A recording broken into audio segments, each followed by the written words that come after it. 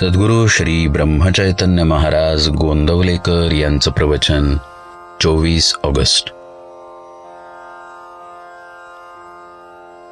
जेथे संत तेथे आनंद व समाधान असणारच.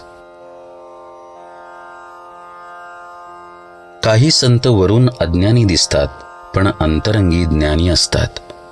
खरोखर संतांची बाह्यांगावरून पुष्कळदा ओळख पटत नाही.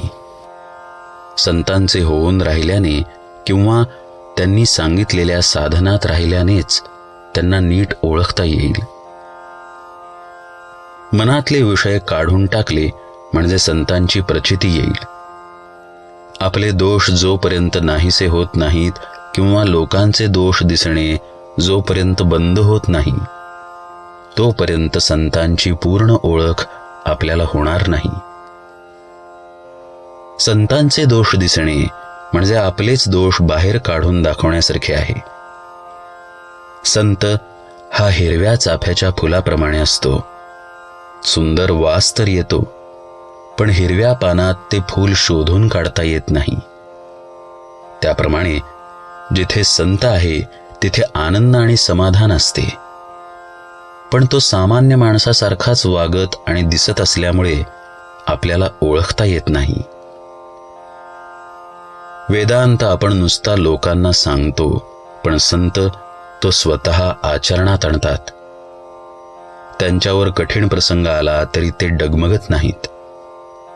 संत हे निसंशय असतात, तर आपण संशयात असतो.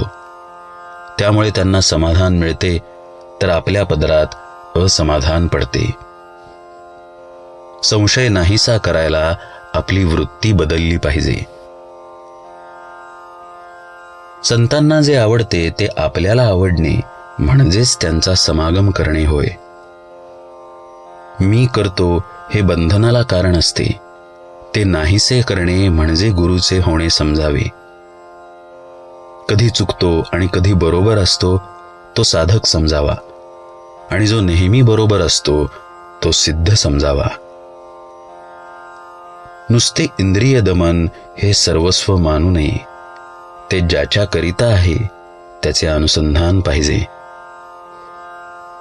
ज्याला काहीतरी करण्याची सवय आहे त्याने काही काळ मुळीच काही करू नये आणि नंतर भगवंताचे अनुसंधान ठेवायला शिकावे. आपण परीक्षा एकदा नापास झालो तर पुन्हा परीक्षेला बसतो, पण भगवंताचे अनुसंधान ठेवण्यात एकदा प्रयत्न करून यश आले नाही तर ते मात्र आपण सोडून देतो. हे बरे नाही. देवाचे बोलणे हे बापाच्या बोलण्यासारखे आहे. त्याच्याजवळ तडजोड नाही. पण संत हे आईसारखे आहेत, आणि आईपाशी नेहमीच तडजोड असते. जो भगवंताविषयी सांगेल तोच संत खरा. संत जो बोध सांगतात त्याचे आपण थोडे तरी आचरण करूया. भगवंताचे अधिष्ठान ठेवून प्रत्येक कर्म करावे. जिथे भगवंताचे स्मरण तिथे माया नाही. जिथे माया अभिमान आहे तिथे भगवंत नाही. दानाचेही महत्व आहे. पैसा आणून गळ्यापाशी बांधला तर तो बुडवील. त्याचे यथायोग्य दान केले तर तो तारील. भगवंतच खरा श्रीमंत दाता आहे. तो श्रीमंतांचा श्रीमंत आहे.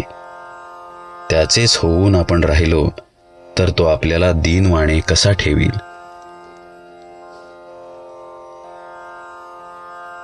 संत हे भगवंता वाचून दुसरीकडे राहिलेच नाहीत, म्हणूनच ते संत झाले, म्हणजे देवस्वरूप बनले. जानकी जीवन स्मरण जय जय राम.